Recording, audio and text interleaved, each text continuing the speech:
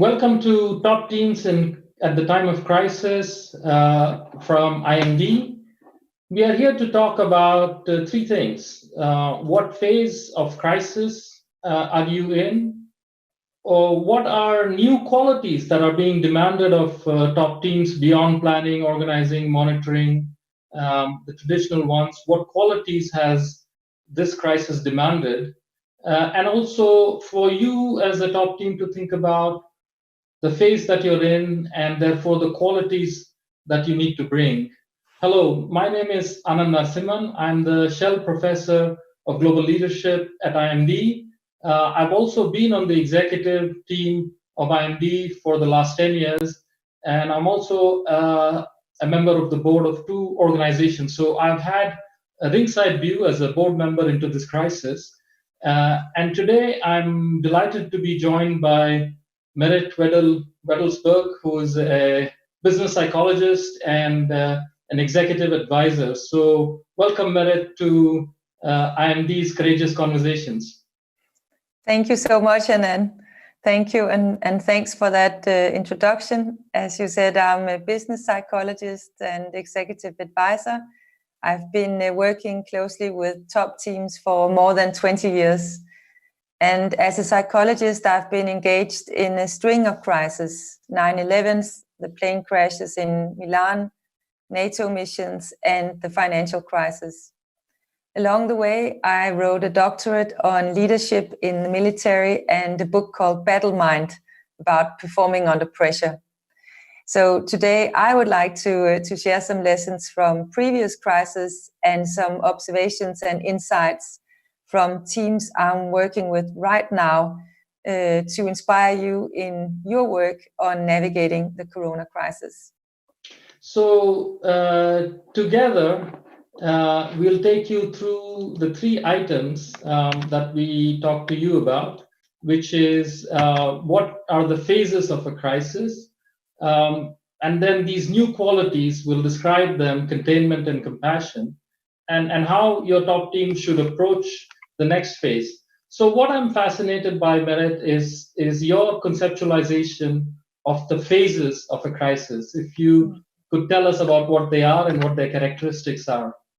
Yeah, definitely. So maybe let me start out with an example. One team I work with right now, a really strong top team full of high-performing leaders. In the first week of the crisis, the CEO said to me, "I haven't felt this productive in years." So for many leaders, the first week of managing a crisis feel extremely meaningful and energizing. But when I revisited his team, the same team, a few weeks later, they reported that something had happened. Their energy, they were more bored, and they had a whole other way of collaborating. The regression was setting in. They were tired, and the problems became more complex and exhausting. The vanish started to crack, the glory faded, and the fuses were short. So what explains this shift? In my experience, I found that the crises follow a rough pattern: emergency, regression, and recovery. So when it hits, we swing into action because it's an emergency. It's kind of reacting very actively and violently in our brain, and we jump into action. And after that, you said there is a phase called regression. And this is somewhat of a psychological term, which means that in the phase of uncertainty or anxiety, we regress or we go back to a younger stage or a less mature stage that we are in. And then we need to pull ourselves out of that. So it's the recovery phase.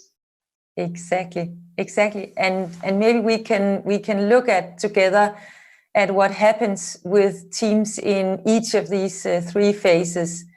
Because as you say, and then in the beginning, when the emergency becomes clear to us, energy rises and performance goes up, and almost all leaders have unknown reserves. So the first reaction to a crisis is often full of purpose, and so much is getting done. And I'm sure you can all relate to that. And I imagine that you have all felt more productive than ever in this first part of the crisis. But then there's a second phase, regression, as you say, and this is something that some of you might feel right now, regression, where people get tired, they lose their sense of purpose. Some people become micromanagers, they start fighting among themselves. Think about a bad meeting as an indicator here in this phase, where energy drops, decisions take longer, or maybe they're not being made at all, and confusion and conflict arise about all the small stuff. So suddenly the cracks in the surface, they start to show. And I see it with top performing teams that it becomes visible who is really stepping up and helping and who's sort of more worried about criticizing other people's work. So your job as leaders are, it's to get people out of this phase quick and constructively. And then there's a third phase, the recovery phase, because on the surface, that phase is all about, getting back to normal. Reopening is the word that's being used all over right now. But really, it's not a return to business as usual. It will be business in new ways. So the leader's job here is to lead the discovery of the new world and make sure that people understand that the world has changed now. And again, we did this talk earlier, and we also had the opportunity to conduct a poll to check those who had called us in to gauge where they are. So this was about 10 days ago. So the phases again are the same: the emergency phase where you jump in, the regression phase where splits start to appear, and the recovery phase where you're pulling yourself up.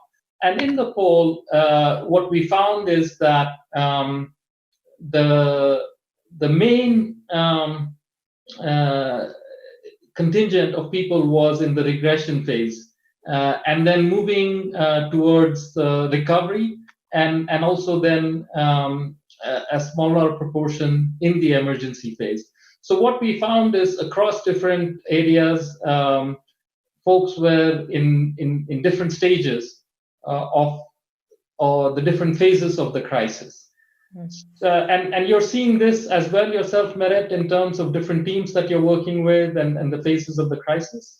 Oh, yes. So what I see right now in my work is that most leaders, they find themselves in the middle of the regression phase right now. And they're struggling with pulling their teams out of the regression phase and pulling themselves out of that particular phase right now. Yeah, so what this brings us to is also based on our observations, our talking to different top executives in these teams. What are qualities that we have not seen in top teams before emerging as a result of the COVID crisis? So I think what might be useful is for us to share two qualities that we have seen in top teams. So going past the poll and the results of the poll that we had, the first quality that we have observed is what we call containment. So when the emergency phase of the crisis hit,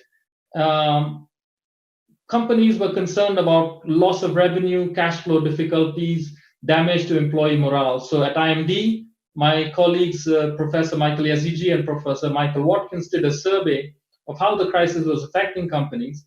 And these three, the cash flow, the revenue, the morale issues, came out on top for both short-term and medium-term impact.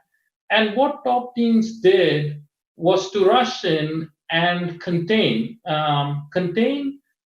in the sense of trying to stop the damage, so control or restrain.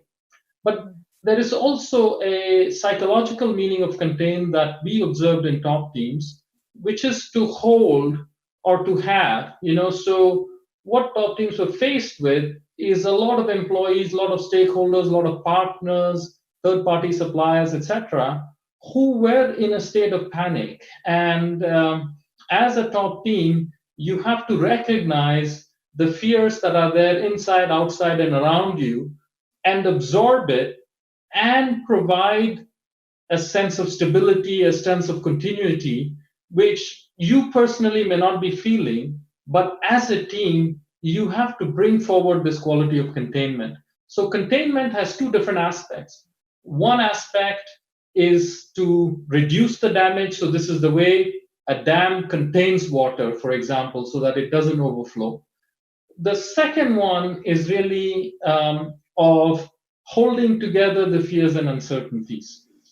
A second quality that we saw, and this also is highlighted in the survey that my colleagues did, is that this crisis has brought a lot of anxiety, a lot of frustration bubbling up to the surface. So, fear, income reduction, social activity disruption, concern about one's own health, concern about families. So, all of these concerns have emerged, and these are present in the top teams as well. So, this has been a moment where compassion has sprung forth in top teams in a way that we have never seen. I mean, it's very difficult to associate executive teams and compassion because they are all about business and results and stakeholder management, but in a kind of rational sense. So this emotive compassion is something that we have seen in a lot of teams. And there are two aspects to compassion. The first, the sympathy for the suffering. And the sympathy in this case is easy because everybody from the bottom of the organization to the top has been affected by this pandemic. And compassion has another aspect, which is the willingness, the wish to step up and help. So to summarize, two new qualities that we have seen in top teams are containment, to have or to hold, to control and to restrain, and compassion, which is sympathy and the desire to do something about this. So again, you've also observed these same things, haven't you, Merete? Yes, definitely. And picking up on what you said, and so I've also seen a lot of compassion these weeks, maturity, honesty, transparency. And maybe you've also noticed it or seen it in the video communication going on. I think one of the things we'll really remember from this corona crisis is connecting with people through video. I've never seen so many videos from the CEOs I coach. They are handheld, they are rough and authentic and not particularly scripted. So even though we are far apart, people have connected emotionally. So compassion is definitely connected directly with the front line. And I'd like to tell you about a case here as well and give you an example from a financial institution I work with. Because when many countries locked down, the leadership agenda changed completely. And it takes a lot of efforts when you, for example, move 10,000 people to make sure that they can service your clients, your customers from home. All the clients on Skype, a ton of questions, a lot of employees, all looking to their leaders for answers. And what happened is something that I've seen again and again in these first week of the corona crisis. Leaders skipped the feeling of shock and instantly stepped forward as crisis leaders, making a lot of rapid decisions. They became extremely hands-on. And it reminds me of what military leaders do best, addressing the immediate threats and assignments, making sure to sit in on every important negotiation, placing themselves at the end of the table, making sure that their top teams all know their particular role in the crisis and that there's a succession plan in place, in case anyone gets sick. Also, I've seen, reaching out with care. I've seen leaders not in their suit, in their regular suit, but wearing a sweater, being out there with their employees, ensuring also that their employees, that they sleep, that they eat, that they go for a run once in a while, and also just being there present all the time, even at a distance. So in the emergency phase, the leaders are everywhere. And in essence, that's super constructive leadership behavior. Compassion comes straight from the heart, and psychological containment providing safety and direction there. And this is a pattern across most top teams I've seen, that in the emergency phase, a lot of leaders, they actually become the best version of themselves and bring forward those qualities that actually made them become leaders. But I will say, though, that this can't go on, because top leaders, they also get drained and they get exhausted and they will collapse and they'll lose perspective if they stay in this kind of emergency mode for more than 14 days.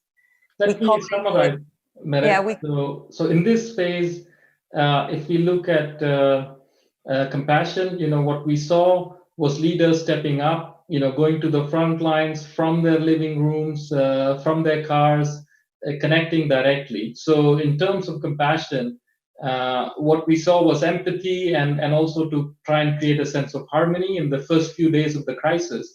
And there was a lot of visibility of the top team members to the troops, in a way that is never possible by jet setting and traveling and shaking hands. These people were being beamed directly into the rooms of their employees. So we saw a lot of compassion. And in terms of containment, we saw very decisive actions in the executive boardrooms and in the supervisory boardrooms. How do you lower the metabolic rate? How do you contain the crisis? So this is, one of these 1,000-year floods where, as the waters are receding and they're going further down, you begin to see a lot of things that were not visible, right? So again, a lot of these things were identified and contained. But as you said, the parenting was very much of the embracing parent, so the anxiety created a sense of dependency, and top leaders have stepped up to this role of the parent who needs to step up and contain the fears. But as you said, this cannot go on for too long. I mean, you've seen that in the heat of the battle, right? So while engaging in the battle, all of these adrenaline fuel qualities are there. But after that, you come back into the barracks and things are very different. And this is the phase you call the regression phase, right? Yes. Yeah. And let's talk a little bit about the regression phase. Because as you said, the emergency phase is so full of energy. But of course, what you need to be aware of as a leader in that particular phase is war room fatigue, because that's real and it's quite dangerous for you as a leader, and it can hit you like a hammer. And that's actually what some leaders get hit by right now, because after the emergency phase comes regression. And I will say that in that particular phase, compassion also looks different, because we see a lot of the other extreme in that phase. We see a lot of hard-nosed discussions. We see a lot of collateral damage, because time is of the essence in a crisis. The stakes are very high. And when you run a business, you need people to step up. And those who do step up, they get influence and respect, sometimes beyond their former role. But those who are not able to step up, they're also exposed, in a sense that maybe they're considered, not to be made of the right stuff. Right or wrong, fair or unfair, in a crisis, things become black and white. So it's either you're with us or you're against us. It's compassion with consequence, certainly. So what can you do as a leader if you hit the regression phase? So one CEO that I coach, I work with in pharma, so she saw this dynamic play out, and she felt herself more frustration in her team, certainly. They were very proud of their performance in the emergency, but now certainly in conference calls, people were spending time, bickering over details, second guessing, and interfering with each other's domains. So she acted quite decisively on the team itself, she actually disintegrated the team. She sent one team member home, one who clearly did not add value to this particular phase. And to the rest of the team, she said that she wanted to take a step back and make sure that she had time for the long view again. She told her team members that she expected of them that they should all be able to take her role and act as if they were the CEO. She then introduced a new structure and assigned new roles for each of the other team members. One member was, for example, assigned the role of being CEO of acute day-to-day crisis management. Another member was asked to lead the planning and act as CEO of the recovery phase. And then, quite unusually, she added a new temporary member, a young talent, to the team and charged her with driving the long-term strategic changes faster. So what do you think happened? Well, those who'd been assigned roles, they became super motivated and energized with a clear mandate. Everyone was happy not to waste time on non-value input. And the CEO, she got enormous personal leadership surplus. So the containment strategy worked by disintegrating and then reintegrating the team. And for sure with compassion, but compassion with consequence and compassion for the overall performance of the team. And that's more strict parenting, right? So even if you're not a CEO, this tactic can work. You can actually release energy by resetting your team structure and assigning new responsibilities to capable team members, allowing them to cross-cut rigid role definitions and red tape. Yeah, so again, if I summarize it through what we have seen for top teams in the regression phase, and again, regression in studies of children and their interaction with parents is really about making things very black or white. Again, we see this in top teams in various companies. There are heroes and villains, so there are those who stepped up and did what was necessary, and there were those who withdrew. So if we are to paraphrase Shakespeare here, the quality of compassion is somewhat strained. So the earlier enthusiasm, the empathy that we saw is replaced by much more hard-nosed view of who's going to help us deal with this, let them reveal themselves. So in terms of compassion, there is really brutal honesty, isn't there, Merete, about are you in, are you one of us, or are you going to be the one left behind? We see that. And then in terms of containment, the same thing, who's stepping up, who's stepping back. This is very clearly visible. I mean, I've never seen as sharp assessments of talents as I've been seeing in the regression phase. And the parenting here is a very strict style. So if a child has talent and is showing the enthusiasm, push them up, as we saw with the young talent example that you gave us. And if a child is being withdrawn or it's being difficult, just leave them to one side because they are not stepping up to help us. So all the goodwill that we had in the emergency phase is now dwindling away, because the question is, what does survival look like, and what does life beyond survival to get back to thriving look like? And that takes us to the next phase, right? So, which is the recovery phase. Yeah, definitely. And what are you seeing in teams? We saw in the poll that about a third or more around that already think they're in the recovery phase. We see this with some countries opening up. So many top teams are waiting, at the gate to start kind of the sprint again. That's true. They are. And there's, I have one word for you about the recovery phase, and that's finding meaning, because that's really the key to understanding the importance of getting through to the recovery phase. When you are in the emergency phase, you just fight the fire. But on the road to recovery, there's a real danger that people might lose faith. So I thought I'd tell you about a Navy SEAL that I met when I researched for my book, Battle Mind. I asked around among Navy SEALs, who was really good at handling a crisis. And they all pointed me in one direction. You should meet Klaus, they said. He can do anything. He saved the entire crew in Iraq. He jumped out of a burning car. He kept sane while walking through a swamp filled with snakes. So I was very keen to meet Klaus. And Klaus, he came to my office, and quite to my surprise, in came a guy, totally gray in his face, without any kind of energy and smile. And the first thing he said to me was, I'm just so happy I get to talk to a psychologist today, because I can't do this anymore. And he told me that he was about to quit the SEALs. He simply couldn't go on. So what had happened to the toughest guy in the SEALs?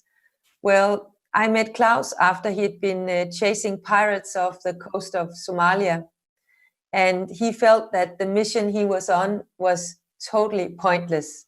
So he caught the pirates, he handed them over to authorities, and they just got let out and they started pirating again. No consequence, no impact of what he was doing. So meaninglessness is the biggest drain on resilience and recovery. If you feel that what you're doing is pointless, you will get sapped or disillusioned. So make sure to ask yourself, what's your purpose? Are you providing something vital? How are you part of the solution after the immediate crisis? Even the toughest person won't succeed if work becomes meaningless. So keep an eye on that meaning. And think about that if you go towards the recovery phase, that one of the hard things about Corona is that there's no liberation day when this is gone and done with. And the best performing leaders I see right now, they spend their time thinking about and talking about what's going to happen in a year from now. And they're super realistic about it. And that's also what I did together with Klaus. That was actually anticipating, how can you get back to your work again? How can you find new meaning in this? So, and don't think of it as just going back to work and just adopting all your old habits. Create new meaning. And that was also what Klaus needed to do. Ask questions, for example. What's the point of this Corona crisis? What will we do if it happens again, if we are hit by a new virus, for example? What did we learn from this case? How can we move faster next time? That's also something that you often train in the army. How can you move faster the next time you do things? Find a realistic Klaus, Merete, is a very nice one, because we see a soldier in the heat of battle, so the emergency phase, they know how to deal with it. And then when you come into the regression phase, of course, you have lots of doubts. There are gods and monsters. There's, did I do the right thing, or, was I evil? You have all of these questions, which is just staring you up inside. And in the recovery phase, if you're not able to repurpose and find meaning, it becomes a destructive spiral, right? So I think it's a very nice analogy to top teams that are in the recovery phase. In terms of containment, one of the things that has happened to top teams is when you're let go of the usual economic exchanges that you have with partners up and down the value chain and with your customers, what happens is that you suddenly struggle to understand why you exist. So everybody that was coming in and demanding things of you is no longer around. So this is a really somber moment where you're sitting down as a team and saying, look, why do we exist? Who are we relevant to? And integrative thinking around this question, I believe, will strengthen teams to drive their organizations forward by repurposing, which is giving this clarity of purpose that would not have been there without this pandemic stimulus that has challenged us to think about meaning and purpose. And in terms of containment, the parenting at this stage is good enough parenting. And this is a term that was introduced by the child psychologist David Winnicott, who said, a good mother is one that knows how to soothe a child, but also let a child be and do whatever she does without interfering too much. So again, coming out of the regression phase, top teams have a sense of who's moving forward with momentum, that they should be let go, and who needs to be picked up and brought along. Because some people might have gotten used to the lull, and they may be actually angry and frustrated about the need to have to go back to an office, to wake up an hour earlier to do the commute. So again, the parent has to step in and say, look, some routines are going to come back to normal. And then on the compassion side, top teams need to provide this realistic sense of optimism, like for Klaus, like there is a year from now, you will be back again, you'll be in service again. And then there are some aspects from the past that you need to let go. And this is very true for companies, so some things that were being done probably are redundant or have been superseded, right? So when you go forward with new purpose, you need to grieve, what you need to leave behind, but then pick up with realistic optimism and then move on. That's true, Anand. That's true. And also to make sure to say that it's not just back to normal. It's another kind of normal that you're getting back to. Yeah. So I think your characterization of the different phases of a crisis is really important. And then our observation of these two new qualities of containment and compassion and how this is working out is I think a useful way for companies to think about what lies ahead. So what phase are we in? What lies ahead? But then it also, I think, opens up two questions for your top team. So in terms of containment, what is it that you're having to hold together, on the business, the operations, on the material side, but also emotionally, what phases are people in? How are you kind of ministering to that and bringing all of that together? And then in terms of compassion, whose suffering are you attending to, right? Because this has been a devastating phase for those of us engaged in the world of work and the world of business. And this differential metabolic rate is something that has come as a shock to us. And this is raising concerns. So as a top team, whose concerns are you attending to? So these are, again, questions that we have seen, haven't we, Merete, among the top teams that we have been working with? Definitely.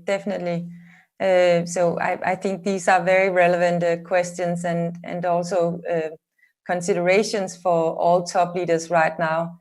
And maybe I can add that it's no coincidence that the greatest leaders, the greatest presidents that we all remember, they are wartime presidents, because crisis really gave birth to leaders. So if you are able to handle this crisis, people will really remember how you do this. So I think these compassion and containment, it's extremely important to remember how you can use this in your daily work. So if we were to bring this all together, what are the things that you think, Merete, stand out for you as things that top teams should be aware of and be willing to act upon? Yes. So I thought we could maybe line up a few pieces of practical advice here, because as a leader, a crisis can be both your finest hour, but also your darkest day. So teams, they will remember your actions, your decisions, good or bad, for years to come. So as you navigate the waves of the crisis, remember that each phase requires a different approach. And remember that, sometimes the phases don't come in a neat sequence. So talk to your team about where you are right now on the crisis curve, both as individuals, but also as a team. That would be my first piece of advice. And your second piece of advice? So second, talk about the next steps you will take. That way you constantly help your team anticipate what's coming around the next corner. You hold them, so to speak, to use our terminology here. And third, take the long view and do the right thing. A crisis like this is also an opportunity to really shape the legacy as a top team. It's an opportunity to change the whole conversation about your company. So whatever emotions and reactions you will have, they will spread to your team, your connections, to society, to your stakeholders. So if you do well and manage this crisis constructively, so will a lot of other people. Thank you, Merete. I think we should end with where we began, which is understand the different phases of the crisis. So the emergency phase, the regression phase, the recovery phase. Try to understand where you are. Also, take note of these two new qualities that top teams have seen emerge, the idea of containment and the idea of compassion. And the third one is, understand what phase you're in, because as Merete said, this is your time of legacy as a top team. The actions that you take on the containment side and the compassion side will really define your legacy as a top team and the viability of your company. Thank you for joining us at Courageous Conversations. It has been a pleasure to share these ideas with you. So from my side, Anand from IMD, thank you very much. And over to you, Merete, for the final words. Thank you very much for listening, and thank you for all your containment as well, and keeping this seminar together. Thank you. Thank you very much. And if there are any questions or ideas that come across, make sure to reach back to us. My profile is available on the faculty profile at IMD, and we'll happily answer any questions on email or social media that you may have. Thank you very much.